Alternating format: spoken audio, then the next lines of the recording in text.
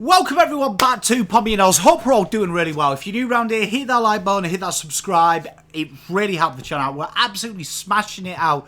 We're over just about at 6.5k, which is absolutely mental. Never thought I'd get this. So if we can try and hit 7k before the end of the year, that will be thoroughly grouse. And we're here today to do a bit of an educational session and a little bit of bid match brush up, because obviously this is going to be a thing in the next couple of weeks. So let's go through some of the NGA father-sons. We can have a look about where they're going to go. This will help us analyse where players may or may not end up and how your clubs will bid and what your clubs will be protecting this year. So let's get straight into it. Let's have a look at Adelaide. So Adelaide have only got one young lad coming through their crop, a guy called Tyler Welsh, key forward. We've been really on this guy quite a bit. We've talked about him at length. Real talented player. I've got him late rookie. I think he should be a lot higher than that. I think it's probably one of the best kept secrets. We know that his teammate is really highly touted in the top 50, Charlie West. I really like Tyler Welsh though. I think he's a solid player, but we expect a late draft pick. So when I say late, 50 plus, we'll say that's what late means. Brisbane, they've got a few, and obviously leading the crop is Levi Ashcroft, their father and son. 1 to 5 that bid will be. You can see the media are starting to shift towards my narrative, where there will be sneaky deals, even though they've said that Laura Kane and co have come out and said they don't want to see it. You're never going to stop it in this industry. So unless they actually do something that should be done, which is a pre-draft, where there is an open bidding system before the trade period, where we can ascertain their value and then get a trade system going so teams aren't at a disadvantage like Richmond, like North Melbourne, Carlton, Adelaide, who would probably like Levi Ashcroft in their team. We're always going to have it. So, let's not pretend. Obviously, they've got a few other players as well that haven't been mentioned. You've got Ty Gallop, Ryan Gilder, who we do think will be rookie prospects. Remember that you can pre-list your father-sons this year on the rookie draft. You can, so they'll just be off the book straight away. Tom Gillette, who we have talked about, late chance here. He has had a pretty good year for the Allies. And then you've got Wyatt Greenaway, Sam Marshall. We know he's going to be 15 to 25. Fergus McFadden, Alex Pope, Bill Richardson and Harrison Ronke, all rookie picks. Bill Richardson, though, could be a late rookie pick when you look at what Brisbane do need in their draft. So some real interesting characters there. Do some research on them. We've got some videos on all of them. Carlton, my football team, the Camporelli's father-sons, 35 to 45 with Billy Bennett. Definitely a better player than that, but obviously lacking them key PODs and also the openness. No matter what the AFL say, these players will slide purely because they are landlocked to clubs. Lucas Camporelli, a late shout, probably a rookie. There's a reason that teams have tried to allocate this pre-listing in the rookie draft for father-sons, and it makes sense. Isaac Keiko could be anywhere from 6 to 15. I think teams like Fremantle and Port, who maybe are sniffing around small forwards, will put a bid on him. I think it will be around where Essendon sold their pick, though. There's a reason they sold it. They got some intel that someone was going to bid. You've got Big Jaden there, late rookie pick, marauding halfback flanker, someone who's really exciting to watch. He's, again, another late rookie shout. Perfect late pick as well, it has to be said, for other teams. So you could see it. Father-son for Jaron Carr at Fremantle. Again, a late rookie pick. You might see West Coast do a bit of sniffing around. Genuinely, unless they're top end talents from WA, they don't really get bid on. So we could see Jaden Carr slide into that rookie draft, which would be a great result for Fremantle Football Club. Gold Coast Suns, loads that no one's talked about. Obviously, Leo Lombard, massive player, great little player. He'll definitely be the second father-son NGA off the cab in that top 10 after Levi Ashcroft. Few teams will sniff around him. When you've got a Tuck Miller type clone, every club wants it. But a few other players that no one's talked about. Nelson Beekoff Smart, he could be a rookie pick. Ty Fitzgerald, Finley Gray, could be rookie picks. They've got a few rookie spots to use. Lachlan Gulbin, another rookie one. Zane Millane and Caleb Nankara, though, two players that have shown something at junior level that could be subject to bids. And we have seen this with Brisbane's academy players before. Teams take a little bit of punt just because of their high-level academy training. So something to really keep an eye out for there. GWS have got a couple. Logan Smith definitely going to be having a bid in the draft. Probably the second best ruckman. Could be the best ruckman in this as well, behind Alex Dodson. Just quietly, incredible user of the ball. Very athletic.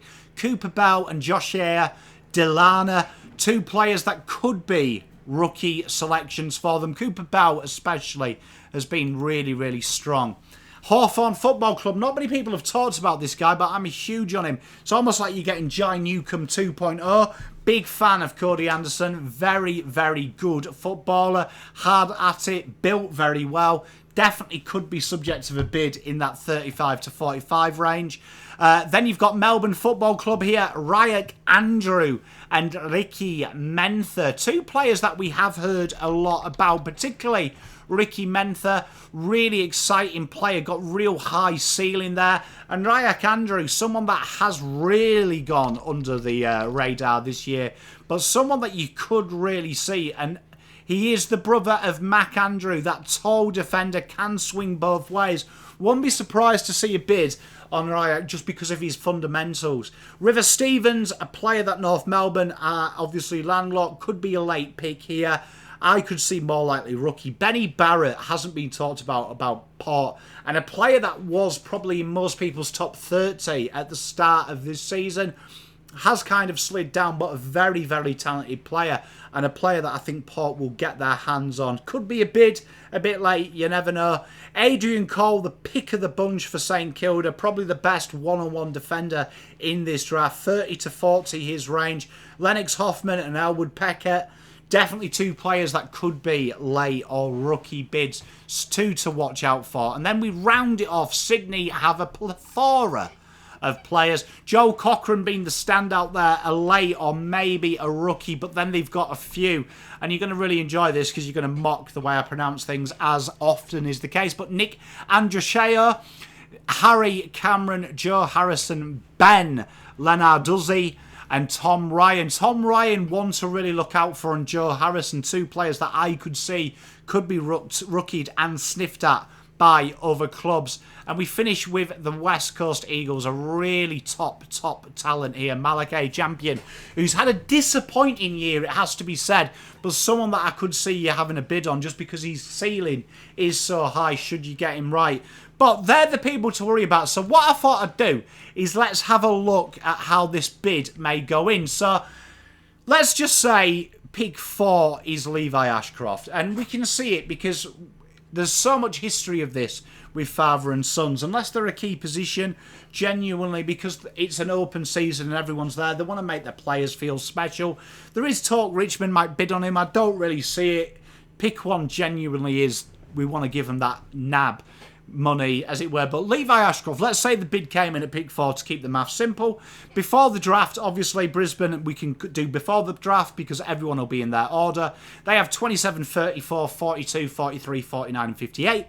The pick 4 from Adelaide is valued at 2,034, with the adjustment of being 1,627, which means Brisbane would use pick 27, 34 and 42. Combining that is 1,640, meaning there is 13 points in change owed to Brisbane, which means after them bids, as you'll see, because they've used 27, 34 and 42, that means that they would have 41, 47, 56 and 73 would be the change. So nice and simple there, as you can see. Because they've used 3 picks, you can see that 42 goes down to 41, 2, 3, 1, someone shifts, 2, meaning a 1 place difference, and then you can see it really affects the other bids there, 42, 56 and 73. So real simple maths there really for you, but that's what happens there. And then we'd have Leo Lombard. So let's just say St Kilda take their first pick, right? Gold Coast would have, in the current state, 38, 40, 49 and 59. So bid 9 is 1469, meaning it's 1175, right? And then the match bid system, Gold Coast would use 38, 40, 49 and 59, meaning they've got 164 points in change. And you can see they've used all their bids there, meaning they would get 59 back because it's the closest to that 164, which would be 59. So you can see there, that's why it's got the asterisk there. So it doesn't affect anyone with points higher than that. It's always the next nearest one. So that would then mean Isaac Keiko, who we're going to give him, we're going to say West Coast Eagles are a bit shy. 29, 32, 39, 43, 49, 50 and 60 is what Essendon have. Pick 14's bid comes in, 1161, meaning 929 change. They match it with pick 29 and pick 32. 653 and 584 totals 1237. 308 points in change. So this is why I think Essendon may trade a couple of these picks in this deal, trying to get a better deal elsewhere. They may trade 29 and 32 for something that is a bit less, meaning it kills them picks, which then means they'll trade back in with a future pick.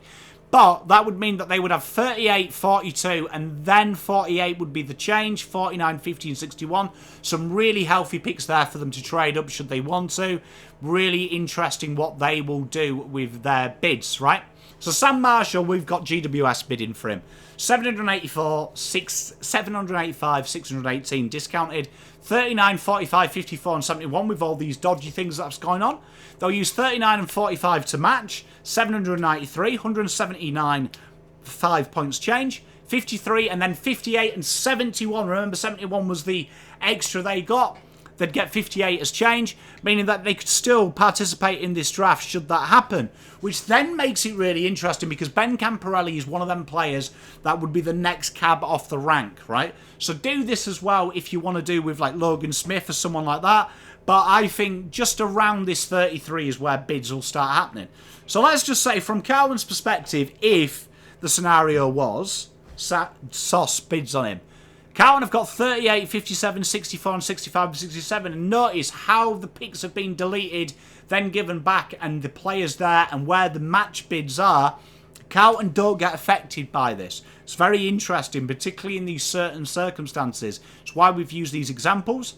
563, 366 to match. Now 465 is more than 366. 99 in change, meaning Carlton would lose 38, 57, 64, 65 is given back as change, 66 and 68. It's not a great situation, this, for the Blues. They'll still get a top-end talent around 57. There'll still be a real good example there. There'll be players there, you know, Clancy Dennis, players like that Carlton could look at. But it's not an ideal scenario. The other scenario people have talked about is because South Australia bid on South Australians, is 36. So say he slides down that, the next possible risk would be 36. 502 meaning 305. Carlton would again have to use 38 to match. Remember, they could trade this out, which has been the case before for a future, and then they trade it back in. That could be highly likely as well. It would have to be something that they've already lost. Remember, Carlton have only got a future second on their books, so they could trade that for another pick to go down.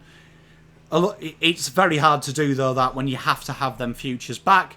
Remember also, you can have more picks than list spots in live draft, so that's something to always look at as well. But 160 points in change, 465 that is, Carlton will get 59 as the bonus. But let's look at the best case scenario. Let's say Carlton take 38, they use it, and then 43 is the bid, which I think is more likely because at this stage they'll know where Adrian Cole is.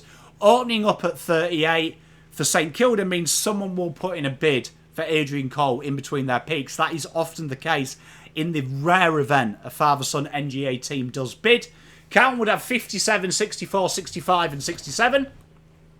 They use 57 to match, 1 point in change, they get 73 back. Jobs are good and nice and easy there. I mean, Carlton would have 64, 65 and 67. Not great picks, but they could maybe do something with that, or they'll probably more likely pass and just wait to see if there is a bid on Lucas Camporelli.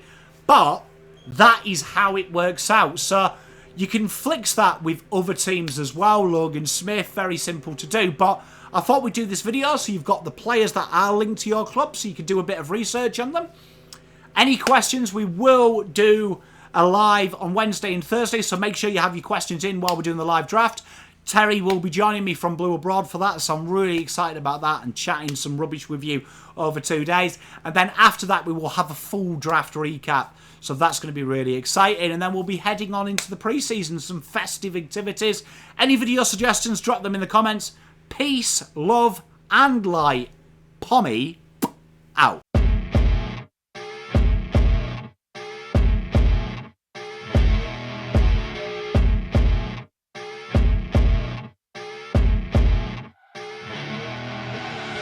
I see her rolling up, Uber black Cadillac, high heel boots and a sexy body full of tats. Baby's bad, oh baby's hella